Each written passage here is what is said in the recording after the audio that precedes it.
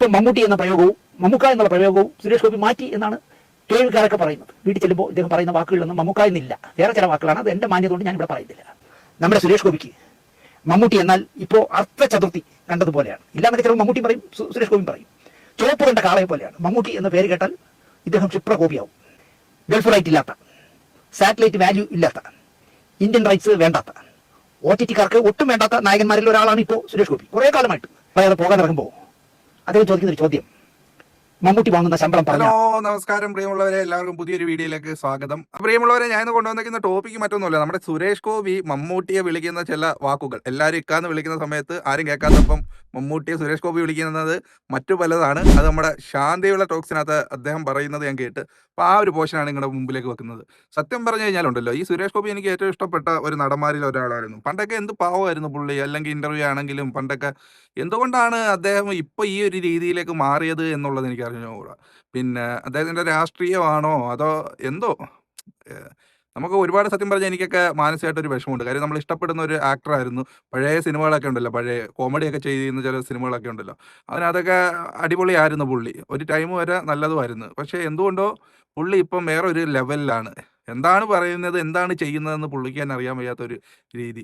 എന്ത് പറഞ്ഞാലും ആൾക്കാരത് കോമാളിത്തരമാക്കുക, അല്ലെങ്കിൽ ഏറി കയറ്റുക. പുള്ളി അതിനനുസരിച്ച് വീണ്ടും വീണ്ടും ചെയ്തുകൊണ്ടിരിക്കുക. എന്നാൽ പുള്ളിയെങ്കിലും ഒന്ന് ചിന്തിക്കണ്ടായോ?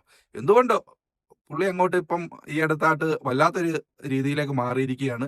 എന്തായിരുന്നാലും അദ്ദേഹം അതൊക്കെ മനസ്സിലാക്കി തിരിച്ചു വരുമോ എന്നുള്ളത് നമുക്ക് അറിഞ്ഞുകൂടാ. വരട്ടെ എന്ന് പ്രത്യാശിക്കാം. കാര്യം എനിക്ക് പേഴ്സണലി ഇഷ്ടപ്പെട്ട നടന്മാരിൽ ഒരാളാണ്.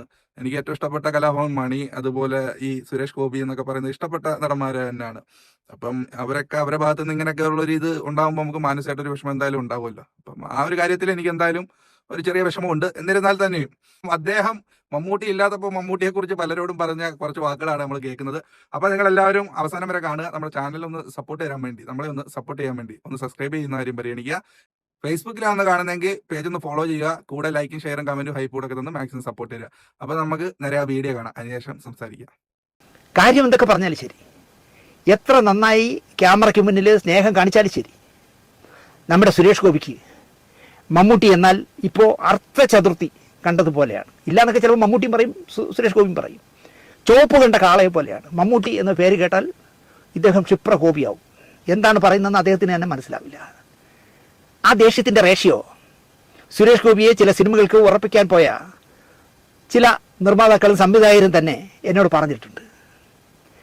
ഗൾഫ് റൈറ്റ് ഇല്ലാത്ത, സാറ്റലൈറ്റ് വാല്യൂ ഇല്ലാത്ത, ഇന്ത്യൻ റൈറ്റ്സ് വേണ്ടാത്ത, OTT-കാർക്ക് ഒട്ടും വേണ്ടാത്ത നായകന്മാരിൽ ഒരാളാണ് ഇപ്പോൾ സുരേഷ് ഗോപി. കുറേ കാലമായിട്ട് സുരേഷ് ഗോപിയുടെ പടം OTT എടുക്കില്ല, ഒരു റൈറ്റും പോകില്ല, സിനിമ തിയേറ്ററിൽ മാത്രമേ കളിക്കാൻ പറ്റൂ. അതിന് അദ്ദേഹം പറയാറ്, എൻ്റെ സിനിമകളുടെ ഒരു റൈറ്റും ആരും വാങ്ങരുത് എന്ന് എൻ്റെ സിനിമ ഇത്തരം ഈ OTT-കാരോടും സാറ്റലൈറ്റുകാരോടും ഒക്കെ ഞാൻ തന്നെ വിളിച്ച് പറഞ്ഞിട്ടുണ്ടെന്നാണ് അദ്ദേഹം പറയുന്നത്. പച്ചക്കള്ളമാണ്. എൻ്റെ സിനിമ തിയേറ്ററിൽ കളിച്ച് കാശ് നേടാനുള്ളതാണെന്നാണ് അദ്ദേഹം പറയുന്ന ന്യായം. എന്നിട്ട് അദ്ദേഹം ചോദിക്കുന്ന ശമ്പളം ബോധക്കേടുണ്ടാക്കുന്നതാണ്. ശമ്പളമൊക്കെ എനിക്കറിയാം, ഏറ്റവും അവസാനത്തെ ശമ്പളം വരെ എനിക്കറിയാം. വരുന്നവർ ഒന്നും പറയാതെ പോകാനിറങ്ങുമ്പോൾ അദ്ദേഹം ചോദിക്കുന്നൊരു ചോദ്യം, മമ്മൂട്ടി വാങ്ങുന്ന ശമ്പളം പറഞ്ഞാണ് പിന്നെ അദ്ദേഹത്തിൻ്റെ വാദം. അയാൾ ഇത്രയും വാങ്ങിക്കില്ലേ എന്നാണ് ചോദിക്കുന്നത്. ഈ പറഞ്ഞ റൈറ്റ്സുകളെല്ലാം മമ്മൂട്ടിക്കുണ്ടല്ലോ എന്ന് പറഞ്ഞാലൊന്നും സുരേഷ് ഗോപി വഴങ്ങില്ല. ഇത് പരമമായ ഇൻഡസ്ട്രിയിലെ സംസാരവുമാണ് ഞാൻ പറയുന്നത്. ഇൻഡസ്ട്രിയിലുള്ള സിനിമ ഇൻഡസ്ട്രിയിലുള്ള ആരും ഇത് തുറന്ന് പറയില്ല.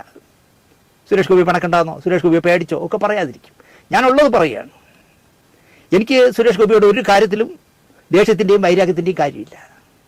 സത്യം സത്യമായി പറയുന്നു എന്ന് മാത്രം. അത് ആരെ ആയാലും നമ്മൾ പറയുമല്ലോ. മമ്മൂട്ടിയോട് സുരേഷ് ഗോപിക്ക് ചൊരുക്ക് തുടങ്ങുന്നത് വടക്കൻ വീരഗാഥയിലെ സുരേഷ് ഗോപി ചെയ്ത ആരോമൽ ശേഖരുടെ വേഷം മരിച്ചുപോയ രതീഷിന് നൽകാമോ എന്ന് മമ്മൂട്ടി ചോദിച്ചിരുന്നു. അത്രയും പരിതാപകരമായ ജീവിത സാഹചര്യങ്ങളിലൂടെയായിരുന്നു അന്ന് രതീഷ് കടന്നുപോയിക്കൊണ്ടിരുന്നത്. മമ്മൂട്ടിക്ക് വേണ്ടി തൃഷ്ണയടക്കം സിനിമകളിൽ ശുപാർശ ചെയ്ത സ്നേഹിതനുമാണ് രതീഷ്. സുരേഷ് ഗോപിക്കായി ആ വേഷം നിശ്ചയിച്ചു പോയി എന്നറിഞ്ഞപ്പോൾ മമ്മൂട്ടി ആ വിഷയം വിടുകയും ചെയ്തു. ഇങ്ങനൊരു കാര്യം സുരേഷ് ഗോപിയുടെ മനസ്സിൽ ദഹിക്കാതെ കിടപ്പുണ്ടെന്ന് കുറ്റപത്രത്തിൻ്റെയും ആചാര്യൻ്റെയും ഒക്കെ സെറ്റുകളിൽ സംസാരിച്ചിരിക്കുമ്പോൾ എനിക്ക് നല്ല ബോധ്യവും ആയതാണ്. അന്ന് സുരേഷ് ഗോപി ഈ കുറ്റപത്രം ആചാര്യനൊക്കെ ചെയ്യുന്ന കാലത്ത് സുരേഷ് ഗോപി 100% മാന്യനായിരുന്നതിനാൽ പരിഭവവും പരാതിയും ഒക്കെ പറയുമ്പോഴും മമ്മൂക്ക എന്ന് തന്നെയാണ് അഭിസംബോധന ചെയ്തിരുന്നത്. വിജയേട്ട വിജയേട്ട എന്ന് വിളിച്ചിരുന്ന വായ കൊണ്ട് തന്നെ അയാൾ ഇയാൾ മറ്റവൻ പിണറായി എന്ന് വിളിക്കുന്നത് പോലെ ഇപ്പം മമ്മൂട്ടി എന്ന പ്രയോഗവും മമ്മൂക്ക എന്നുള്ള പ്രയോഗവും സുരേഷ് ഗോപി മാറ്റി എന്നാണ് കേൾവിക്കാരൊക്കെ പറയുന്നത്. വീട്ടിൽ ചെല്ലുമ്പോൾ ഇദ്ദേഹം പറയുന്ന വാക്കുകളിലൊന്നും മമ്മൂക്ക എന്നില്ല, വേറെ ചില വാക്കുകളാണ്. അത് എൻ്റെ മാന്യത കൊണ്ട് ഞാനിവിടെ പറയുന്നില്ല. അതെന്തായാലും നിങ്ങൾ ഞാനിപ്പോൾ കാണിക്കുന്ന ഈ ചിത്രങ്ങളിലേക്കൊന്ന് നോക്കിയേ. സുരേഷ് ഗോപിയുടെയും രാധികയുടെയും വിവാഹത്തിന് മമ്മൂക്ക വന്നതാണ് ഒരു ചിത്രം. ശാസ്തമംഗലത്ത് സുരേഷ് ഗോപി ഇപ്പോൾ താമസിക്കുന്ന വീടിൻ്റെ പണികൾ പുരോഗമിക്കുമ്പോൾ ആ പണികൾ വന്ന് കണ്ട് തൻ്റെ അഭിപ്രായങ്ങൾ മമ്മൂട്ടി പറയുന്നതാണ് നിങ്ങളിപ്പോൾ കാണുന്ന മറ്റ് ചിത്രങ്ങൾ. ആ ബന്ധമൊക്കെ ഇപ്പോൾ ശിഥിലമായി. സുരേഷിൻ്റെ രാഷ്ട്രീയ നിറവും ഇപ്പോൾ മാറിയല്ലോ. സ്വാഭാവികമായും സ്വഭാവവും പോകുന്ന പാർട്ടിയുടെ സ്വഭാവത്തിലേക്ക് മാറേണ്ടി വരുമല്ലോ. അങ്ങനെ മാറിപ്പോയതായിരിക്കാം മമ്മൂക്കിയുമായിട്ടുള്ള ആ മാനസിക ബന്ധം തകർന്നത്. കാണുമ്പോൾ സിനിമാക്കാരന്മാരല്ലേ, ഇളിച്ചുകൊണ്ട് കെട്ടിപ്പിടിക്കുകയും ഉമ്മമ്മയ്ക്ക് വർത്താനം പറയുകയൊക്കെ ചെയ്യും. പക്ഷെ മനസ്സുകൊണ്ട് മമ്മൂട്ടിയെ ഒരു തരത്തിലും സുരേഷ് ഗോപി അംഗീകരിക്കുന്നില്ല. അത് കേട്ടവർ പറഞ്ഞ ഭാഷാ പ്രയോഗങ്ങൾ എൻ്റെ മനസ്സിലുണ്ട്, ഞാൻ പറയുന്നില്ല. ഈ ഫോട്ടോകൾ നോക്കിയിട്ടത് എനിക്ക് അതാണ് തോന്നിയത്. എത്ര ജ്യേഷ്ഠാനുജ ബന്ധം ഉണ്ടായിരുന്നവരാണ് ഇവർ. കൊച്ചു കൊച്ചു കാര്യങ്ങൾക്ക് വേണ്ടിയാണ് പിണങ്ങുന്നത്. പിണങ്ങിക്കഴിഞ്ഞാൽ ഇങ്ങനെയൊക്കെയാണ് പറയുന്നത്. അപ്പോൾ നിങ്ങൾ കേട്ടല്ലോ പ്രിയമുള്ളവരെ, ഒരു രാഷ്ട്രീയത്തിലോട്ട് മാറിയെന്നും വിചാരിച്ച് ഒരു ആടെ വ്യക്തിത്വം മാറുമോ? എനിക്കറിയാൻ വയ്യ അങ്ങനെ മാറുമെന്നുള്ളത്. എന്തുകൊണ്ടാണ് ഈ നമ്മുടെ സുരേഷ് ഗോപി ഉൾപ്പെടുന്ന പാർട്ടിയിലെ ചിലർ ആ പാർട്ടിയിലേക്ക് വരുമ്പോഴത്തേക്ക് അവരപ്പാടെ അങ്ങ് അവർ സംസാരവും പെരുമാറ്റവും ഒക്കെ മാറുന്നത് എന്നുള്ളത് അറിഞ്ഞുകൂടാ. അത് ഇനിയിപ്പം അത് അവർ വേണമെന്ന് പറഞ്ഞ് ചെയ്യുന്ന ഒരു ആറ്റിറ്റ്യൂഡാണോ അതോ സ്വാഭാവികമായിട്ടും അങ്ങനെ വന്നു പോകുന്നതാണോ? എന്തുകൊണ്ടായാലും അതൊരു മോശമാണ് സംഭവം. അങ്ങനെയുള്ള ഒരു മനുഷ്യനൊരു വ്യക്തിത്വം ഉണ്ടല്ലോ, ഏത് പാർട്ടിയിൽ പോയാലും. ആ വ്യക്തിത്വം കളഞ്ഞു കുടിക്കേണ്ട കാര്യമില്ലല്ലോ. പിന്നെന്ന് പറഞ്ഞു കഴിഞ്ഞാൽ ഇപ്പോൾ നമ്മൾ രാഷ്ട്രീയത്തിലേക്കൊന്നും കടക്കുന്നില്ല, അപ്പോൾ അതുകൊണ്ട് അതിനെക്കുറിച്ച് അധികം ഒന്നും പറയണ്ട.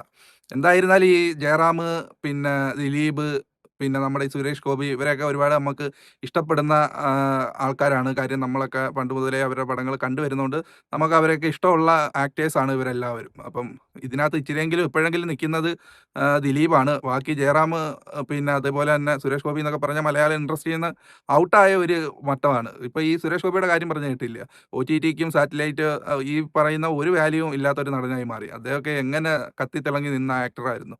പക്ഷേ അദ്ദേഹത്തിൻ്റെ ഇപ്പോഴത്തെ അവസ്ഥ സിനിമയിലില്ലെങ്കിലും രാഷ്ട്രീയത്തിൽ അദ്ദേഹം നല്ലൊരു പൊസിഷനിൽ നിൽക്കുന്നു എന്നുള്ളതാണ് ഏക ആശ്വാസം എന്ന് പറയാൻ പറ്റുന്നത്. എന്തായിരുന്നാലും നമ്മളൊക്കെ കൊച്ചുനാൾ മുതലേ ഒരുപാട് പടങ്ങൾ കണ്ട് ഒക്കെ വന്നത് കൊണ്ട്, ഇവരുടെയൊക്കെ പടങ്ങൾ ഒരുപാട് കണ്ട് വന്നതുകൊണ്ട് നമുക്ക് ഇതൊക്കെ ഓർക്കുമ്പോൾ ഒരു ചെറിയൊരു നൊമ്പരമുണ്ട്. എന്തായിരുന്നാലും ഈ സുരേഷ് ഗോപിക്കൊക്കെ ഇനി സിനിമയിലേക്ക് തിരിച്ചൊരു എൻട്രി ഉണ്ടോ എന്ന് ചോദിച്ചാൽ എനിക്ക് സംശയമാണ് ആ കാര്യത്തിൽ.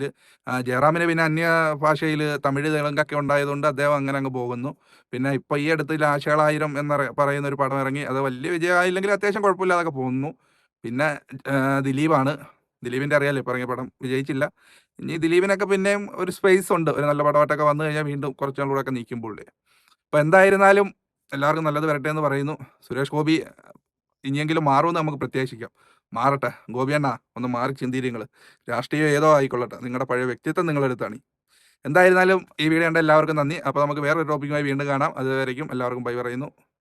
അപ്പോൾ നമ്മളൊന്ന് സപ്പോർട്ട് ചെയ്യുന്ന കാര്യം എല്ലാവരും കാര്യമായിട്ട് തന്നെ പരിഗണിക്കുക. താങ്ക്